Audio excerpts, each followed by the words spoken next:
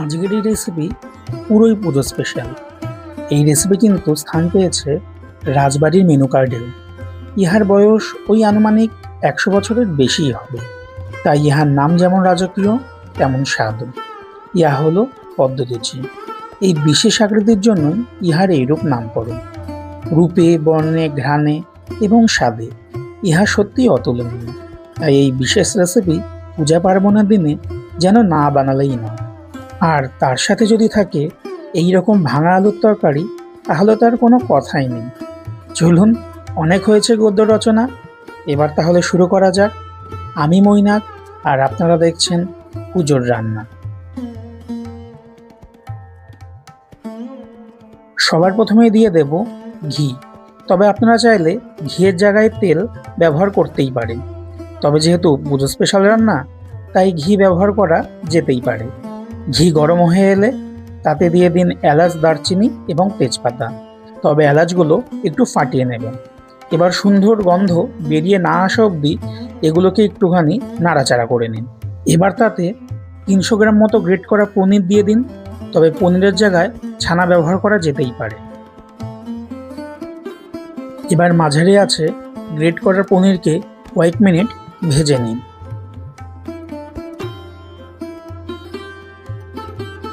এবার তাতে একে একে ধনে গুঁড়ো, লঙ্কা গুঁড়ো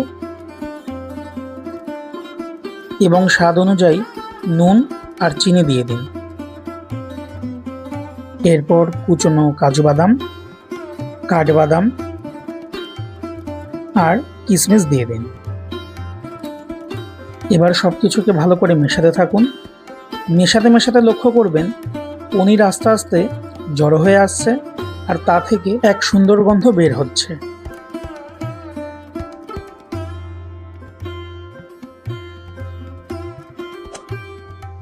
ঠিক এই সময় গ্যাস বন্ধ করে দিন আর স্টাফিংটাকে ঠান্ডা হতে দিন। স্টাফিং ঠান্ডা হয়ে আসলে দেখবেন এই রকম ঝুরঝুরে হয়ে গেছে। এইবার চলুন তাহলে লুচির প্রিপারেশন শুরু করা যাক। সবার প্রথমেই 2 কাপ মতো ময়দা নিয়ে নিন।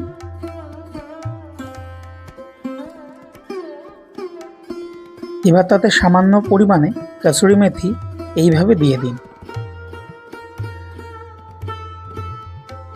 এবার তাতে নুন এবং চিনি অ্যাড করুন,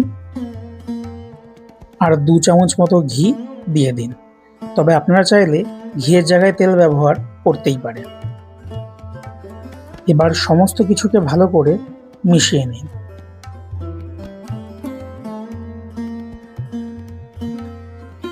এইবার তাতে অল্প অল্প জল দিয়ে আমরা যেমন লুচির মতো ময়দা মাখি, ঠিক তেমনভাবেই এই ময়দাটাও মেখে নিন।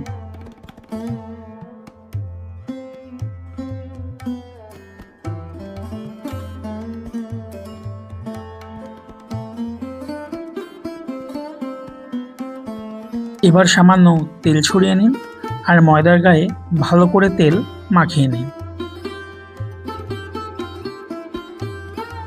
এবার ঢাকা দিয়ে ময়দাটাকে কিছুক্ষণ রেস্ট দিন।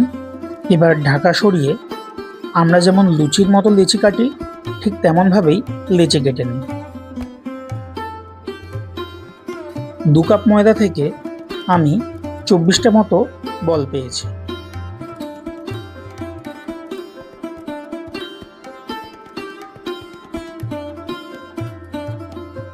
এবার লুচি বেলার মতোই সবকটিকে বেলে নিন। এইবার পনিরের স্টাফিং পরিমাণ মতো মাঝ বরাবর দিয়ে দিন। চেষ্টা করবেন পনিরের স্টাফিং একটু বেশি দেওয়ার, তাহলেই তা খেতে বেশি ভালো লাগে। সাইডগুলোকে একটুখানি পরিষ্কার করে নিন। এইবার আরেকটি বানিয়ে রাখা লুচি এর ওপরে দিয়ে দিন, আর চারিদিকটা হালকা হালকা আঙুলের চাপ দিয়ে এইভাবে বন্ধ করে দিন। এইবারই আসছে আসল বিষয়। ঠিক যেভাবে দেখানো হয়েছে সেইভাবেই সাইডগুলো ধীরে ধীরে ফোল্ড করতে থাকুন।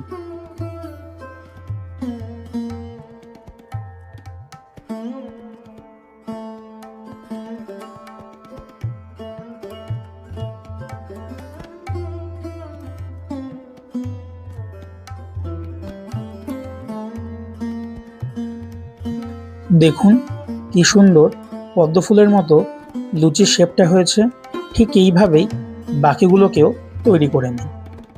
এবার মিডিয়াম হাই হিটে এক এক করে লুচিগুলোকে ভাজতে থাকুন। প্রথমেই লুচিকে নাড়ানোর কোনো দরকার নেই, একটু পরেই দেখবেন লুচি আপনা আপনিই ভেসে উঠছে। এবার আস্তে আস্তে এইভাবে তেল ছেড়ে থাকুন আর উল্টে পাল্টে ভালো করে লুচিগুলোকে ভেজে নিন।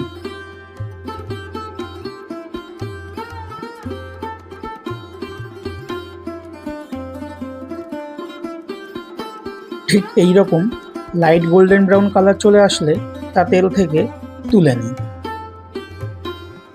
আমাদের গরম গরম পদ্ম লুচি একেবারে পরিবেশনের জন্য তৈরি। একটা লুচি ছিললেই বুঝতে পারবেন ভেতরে পুরো পনিরের স্টাফিংয়ে ভরা। এবার পুজোয় এই পদ্ম লুচি বানিয়ে কিন্তু রাজবাড়ির সেই রাজকীয়তার স্বাদ নেওয়া যেতেই পারে। কেমন লাগছে রেসিপিগুলো অবশ্যই তা কমেন্টে জানাবেন। আর চ্যানেলটাকে ভালো লাগলে একটি লাইক, শেয়ার এবং সাবস্ক্রাইব করে দেবেন। দেখা হবে অন্য কোনো এক রেসিপি নিয়ে।